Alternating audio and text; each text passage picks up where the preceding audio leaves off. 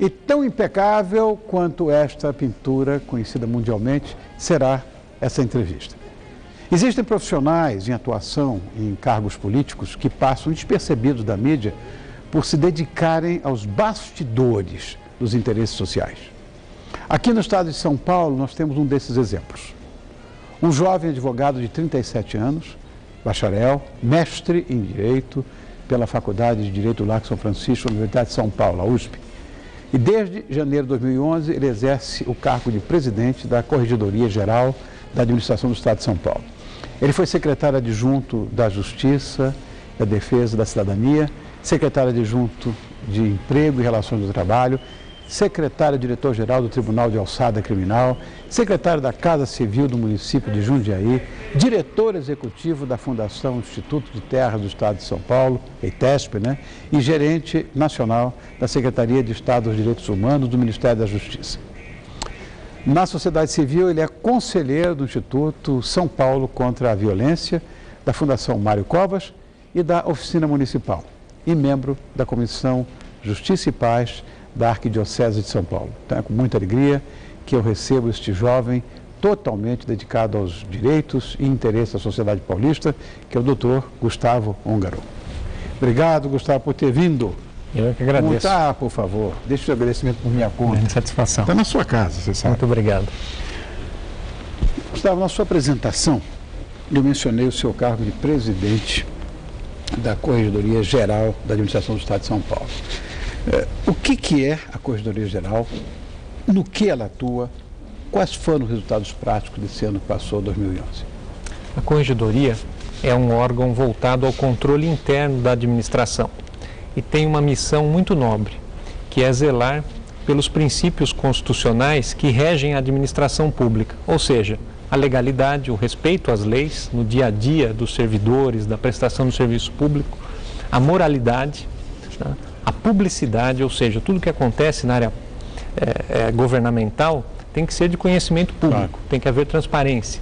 Também o princípio da impessoalidade, e da eficiência, que é um novo princípio constitucional também, para que o serviço público sempre funcione para melhor no interesse do cidadão.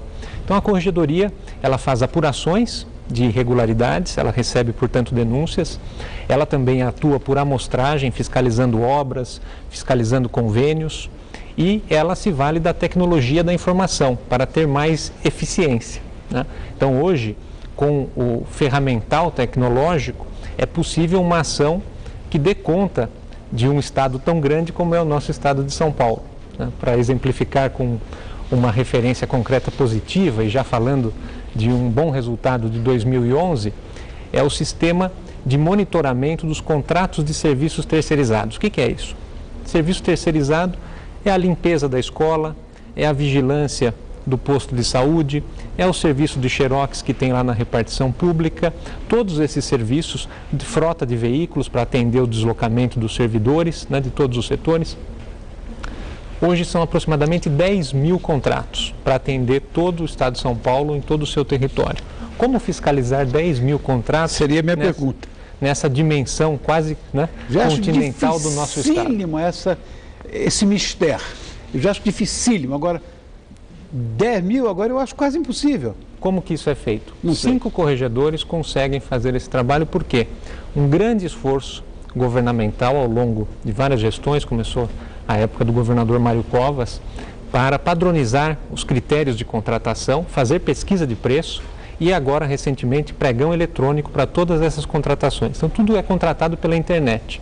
E as informações já integram um banco de dados eletrônico que comporta ser fiscalizado, portanto, por apenas 5 corregedores. 5 profissionais conseguem fiscalizar esses 10 mil contratos no estado inteiro, pelos monitores dos seus computadores, porque está tudo parametrizado e integrado. E com isso, qual é o resultado concreto? Além de um controle efetivo, economia.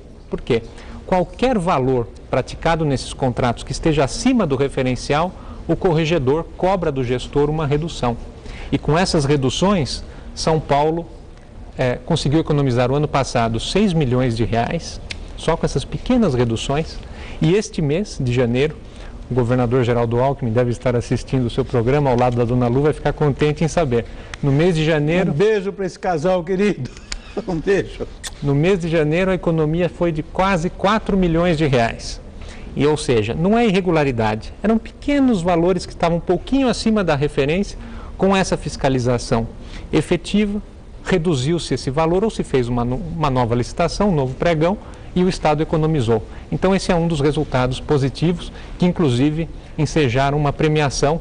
Exatamente. O Prêmio Novare, isso, que foi entregue no Supremo Tribunal Federal, isso aqui eu li, estou passando agora para todo mundo, pelo combate a fraudes, olha aqui, quando nem tudo está perdido, na obtenção de medicamentos da rede pública. Eu acho isso uma perversidade. Qual foi a sua participação nesse feito?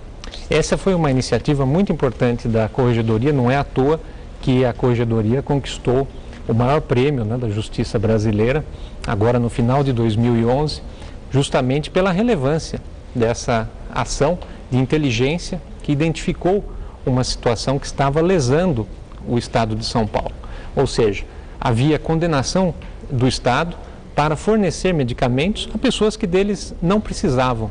Então havia um interesse de indústria farmacêutica articulada com determinadas entidades e profissionais que prescreviam e se valiam do Poder Judiciário para algo que depois se revelou indevido, desnecessário e que causou prejuízos ao poder público. E agora está havendo inclusive providências para recuperar esses recursos despendidos indevidamente, obrigando então o ressarcimento ao Estado. Então foi uma ação que foi destacada com menção honrosa no Prêmio Novare, numa solenidade perante os ministros do Supremo Tribunal Federal, do Superior Tribunal de Justiça, na área de combate ao crime organizado. Olha, isso aqui, eu vou tal a complexidade dessa Operação Medula que eu vou falar aqui.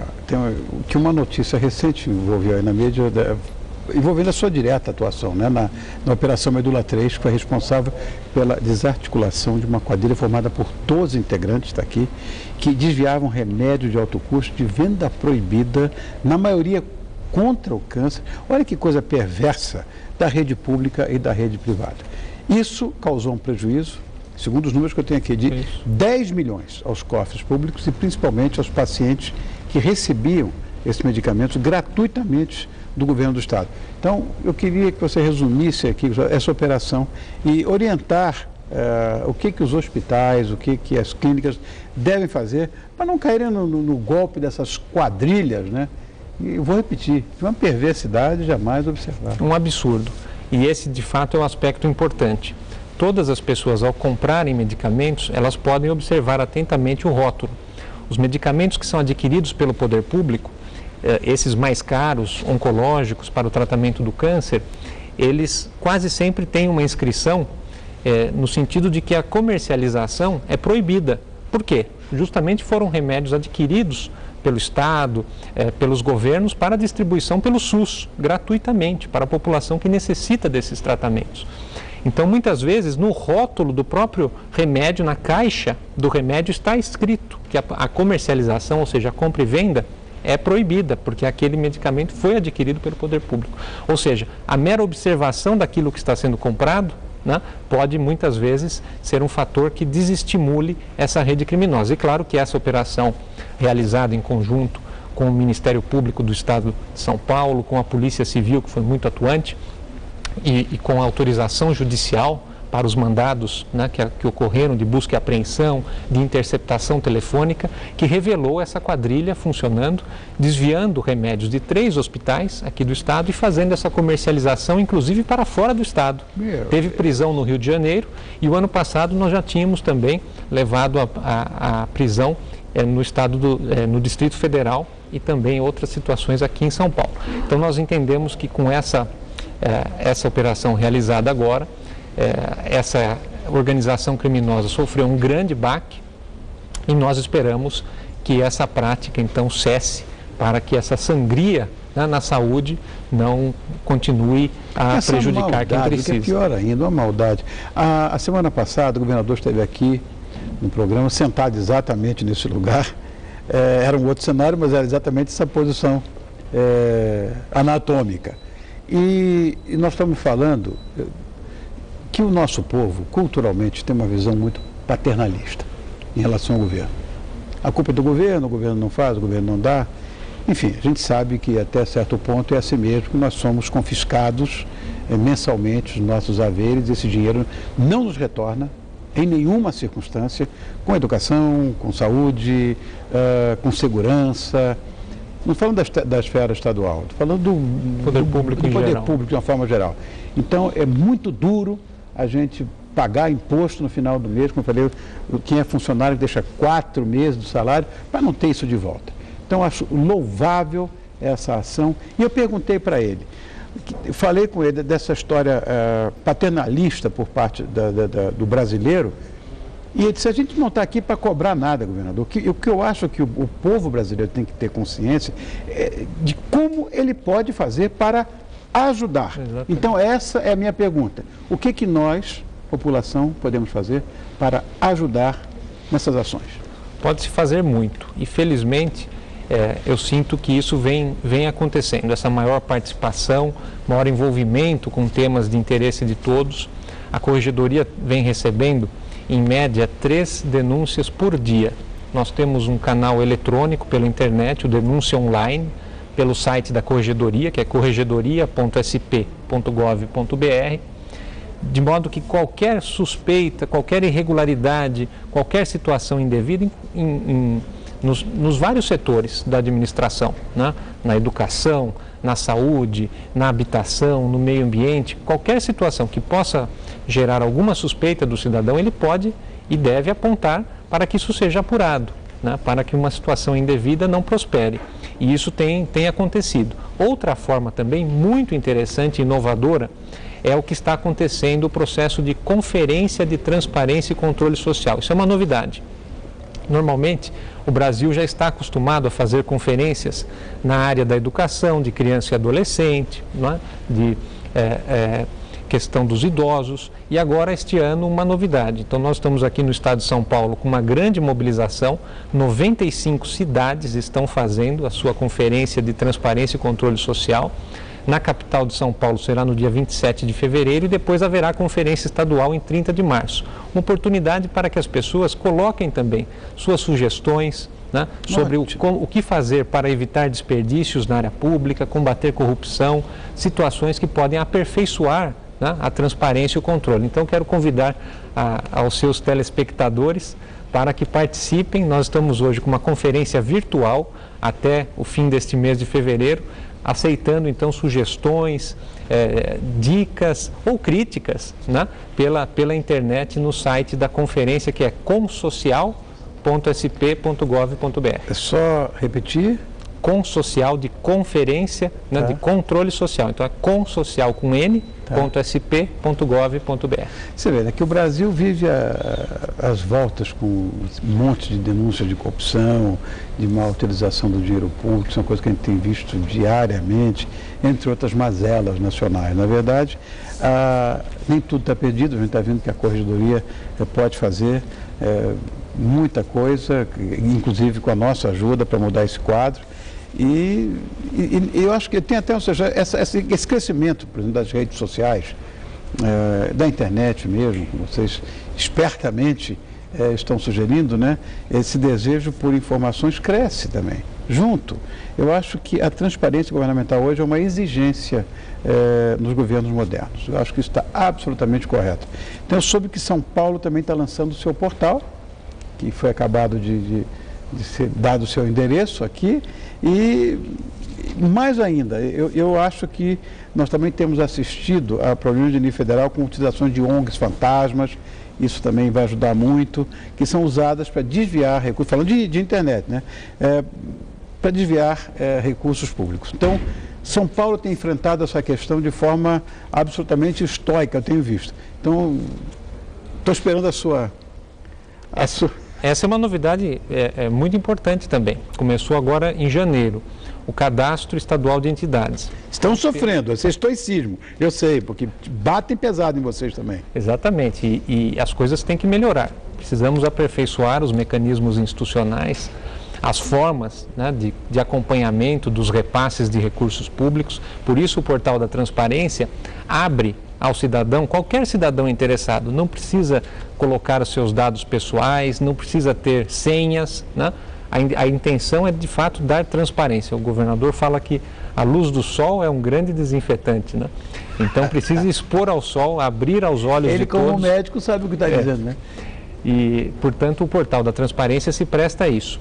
E o cadastro de entidades é uma nova ferramenta eletrônica pela qual qualquer organização não governamental, organização social, fundação privada, associação civil, ela se cadastra nesse sistema, ela lança suas informações e ela será inspecionada. Ela receberá a visita de um auditor, de um corregedor, para verificar se ela existe, se ela não é, portanto, uma entidade fantasma, de fachada, se ela não está em nome de laranjas, de testa de ferro. Então, vai-se evitar situações escabrosas, né? Fazendo essa verificação de que seja uma entidade constituída, regular, executando um projeto que, na maior parte das vezes, as entidades do terceiro setor prestam um grande serviço à coletividade. O poder público precisa valorizar, reconhecer isso e estabelecer as boas parcerias. É isso que se quer. Então, por meio desse cadastro, a novidade da inspeção prévia e da habilitação em seguida. E, portanto, nós teremos claramente, a população saberá quais são as entidades habilitadas a receber recursos públicos.